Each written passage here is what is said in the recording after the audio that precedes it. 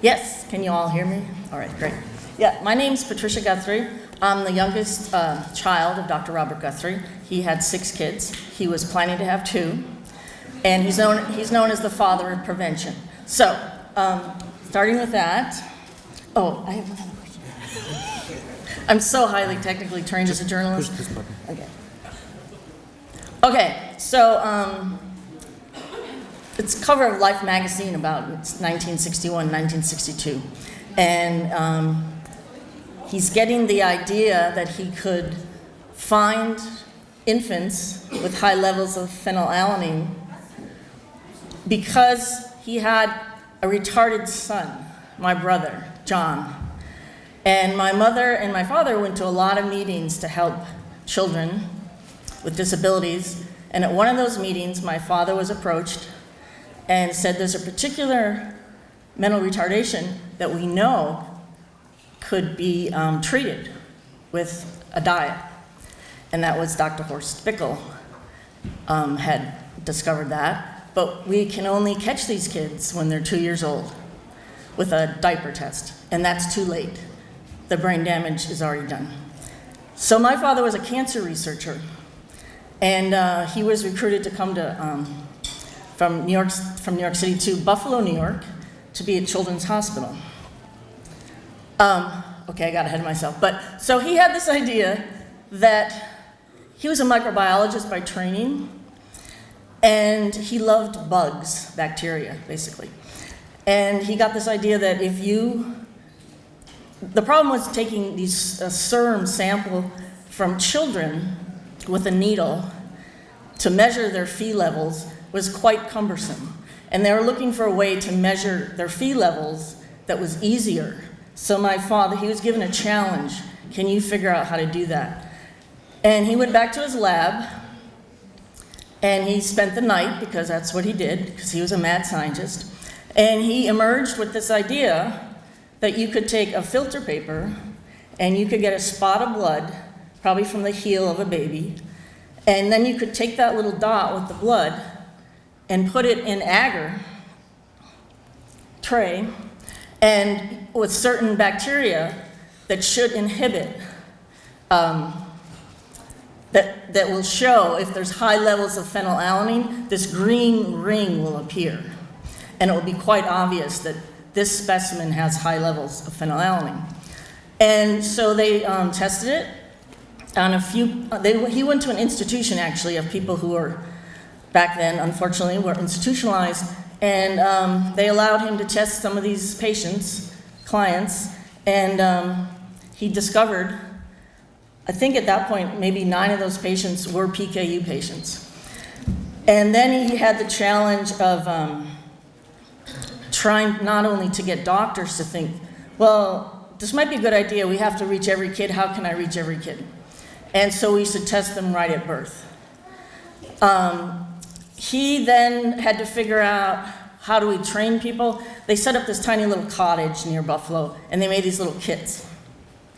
So his first challenge was to go around, so the United States, all medicine is controlled, well, all medicine, healthcare is, very commercial, capitalist system. And doctors don't like being told what to do, and they certainly do not want the government to tell them what to do. Well, this was 1962, 63, 64, and my father had the audacity to go before every state legislature and tell them, you have to mandate this test. Every single child needs to be tested to catch this. Maybe it's a rare disease, but if we catch it and we put them on a diet, they will grow up and they will be, quote, normal. So even the American Medical Association did not think this was a good idea. They said the disease is too rare, there's no way you can get every kid tested. So that was my dad's challenge, was to convince doctors.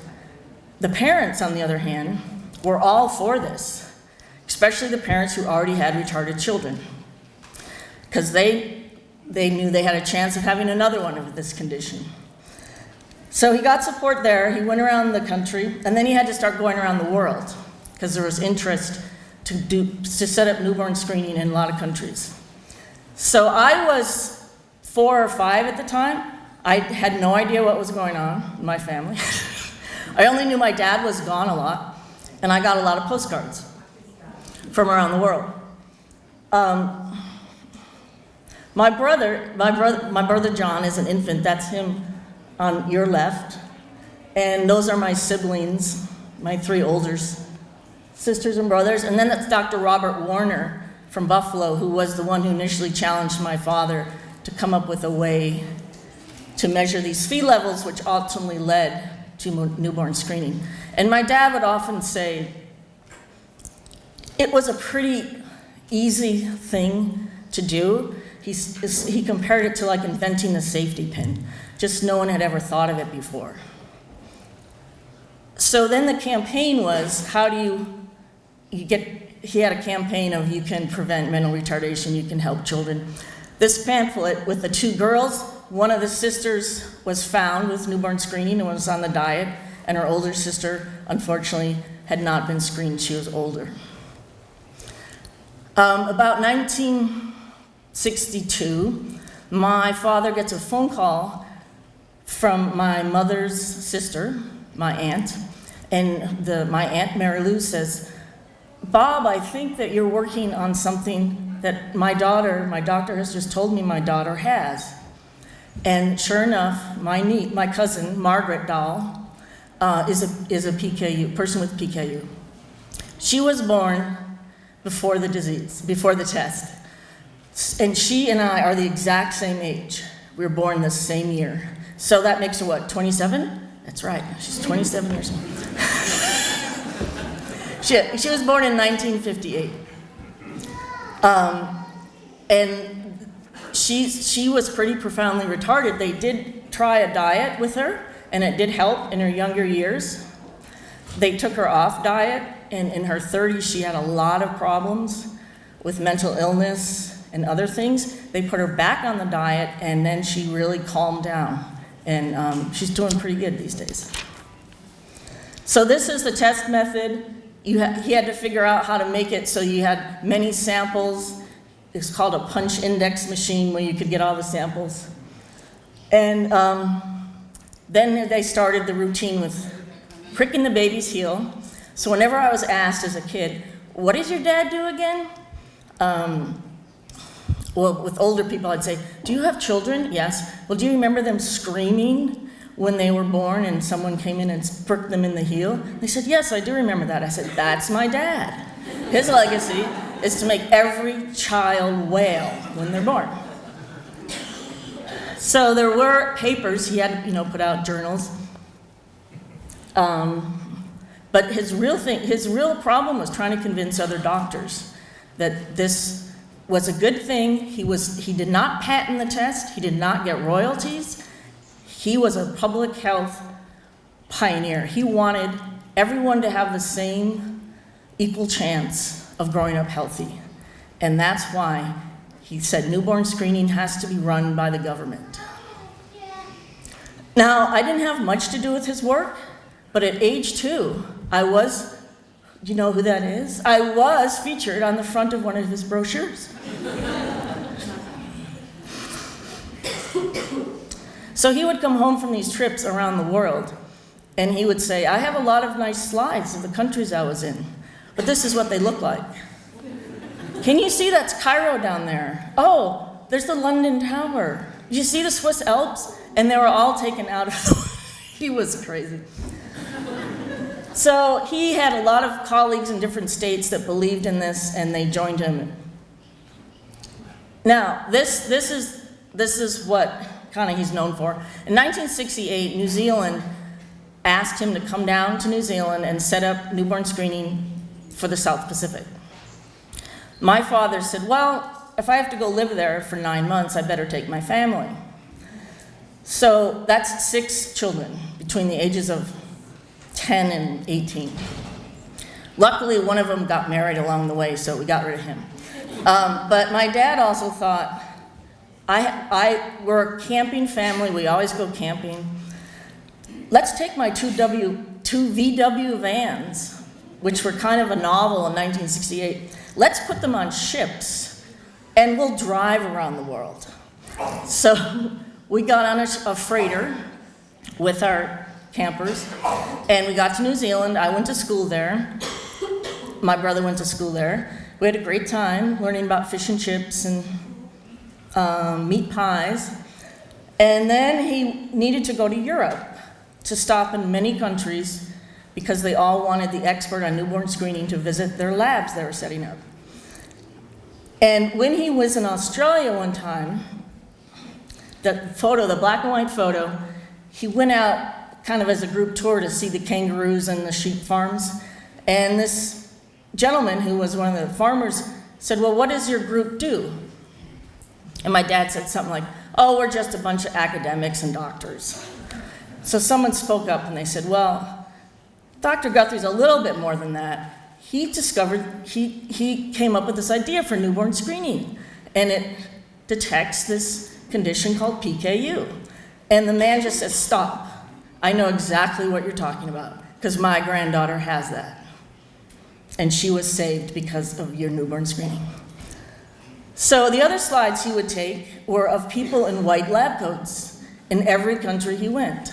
So he would come home, make all the children sit in the living room, make popcorn, and we had slideshows called White Lab Coats I've known around the world. That was it.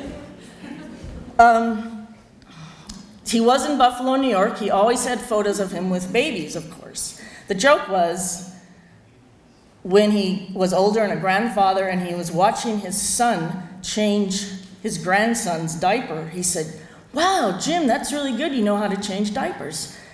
And my father also says, I don't think I ever did that. He said, Dad, you had 6 children. How could you never have changed a diaper? It's like, well, you know, I was off saving those other kids. So that's my brother, Johnny, who lived in a group home, and he loved trains. So my father was a pretty smart guy, but my brother could really fool him. And one time we were sitting at the dining room table. A lot of kids now lived around the country. We had come home for a holiday. And my dad looks around the table and says, well, everybody's leaving tomorrow. I guess this is the Last Supper. My brother, Johnny, looks up and says, who's getting crucified?